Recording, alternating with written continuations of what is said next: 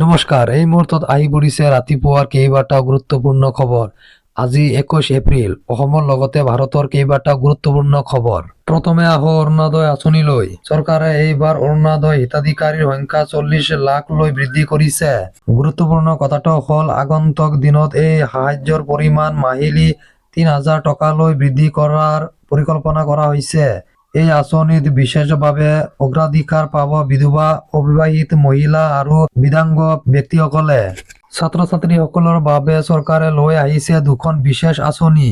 নিযুত মইনা, উচ্চ শিক্ষালৈ থকা 5.5 লাখতকৈ অধিক ছাত্ৰীক মাহিলী 1,000ৰ পৰা 2,500 টকালৈ আৰ্থিক সাহায্য প্ৰদান কৰা হ'ব। নিযুত বাবু, আৰ্থিকভাৱে পিছপৰা 47,000ৰো অধিক ছাত্ৰক মাহিলী 1,000ৰ পৰা 2,000 টকা পৰ্যন্ত জলপানি দিয়া হ'ব।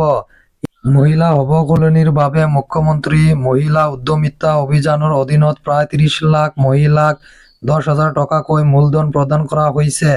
ইয়াৰ লক্ষ্য হৈছে অসমত 8,80,000 লাখপতি বাইদেউ সৃষ্টি কৰা, যাতে গাঁৱৰ মহিলাসকলে নিজাববীয়াকৈ ব্যৱসায় কৰি স্বাৱলম্বী হ'ব পাৰে।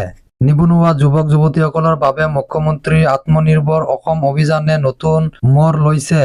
চৰকাৰে এই আঁচনিৰ অধীনত আৰু 5 লাখ যুৱক-যুৱতীক সামৰি লোৱাৰ পৰিকল্পনা কৰিছে। ইয়াৰ উপৰিও 1 লাখ চৰকাৰী নিযুক্তিৰ প্ৰক্ৰিয়াও অব্যাহত আছে।